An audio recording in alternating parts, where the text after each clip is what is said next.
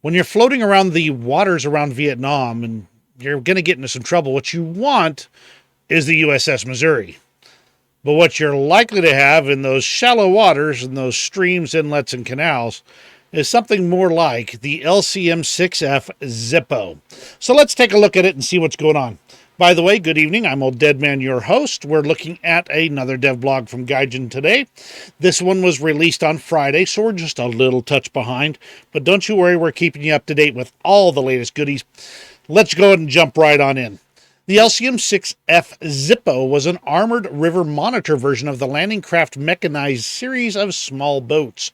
Based on the LCM 6, the Zippo variant sported 2 flamethrowers mounted on either side of the bow, along with armor, additional weaponry, and even slat armor to defeat heat rounds.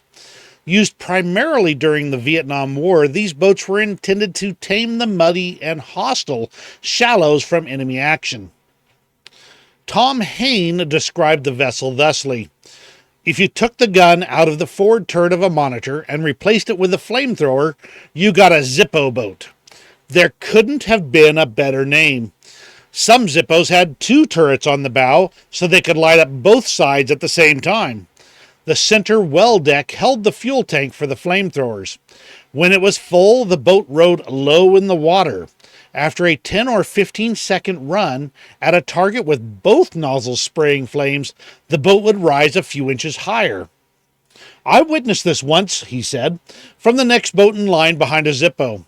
"It was a truly awesome experience.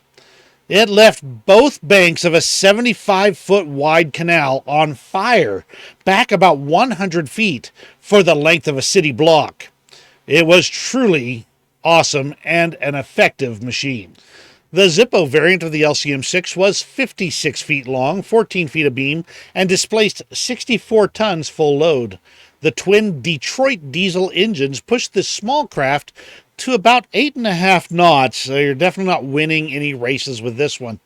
Unfortunately, further technical details on this ship seem to be pretty sparse and hard to find.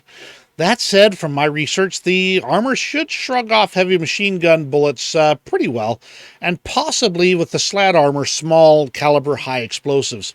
It was armed with a 40mm Bofors gun, a 20mm cannon, and several 50 caliber heavy machine guns, plus some side-mounted 30 caliber machine guns as well. In War Thunder, the LCM-6F Zippo will be joining U.S. Rank 3 Coastal Fleet as a premium Battle Pass vehicle as part of the Smell of Victory Battle Pass season. Okay, let's talk about this one. It's a slow boat, decently armored, and you've got your special trick is a flamethrower, 2 of them. This is not a boat you're going to be taking for fast point capping. Basically, if you can get into a position where you can hide behind a rock and catch people by surprise at the side, you can flame them up and kill any open top or lightly armored vehicle. But the odds are you're not going to spend a whole lot of time getting that done. You're going to have to be relying on your armor to save you from enemy rounds.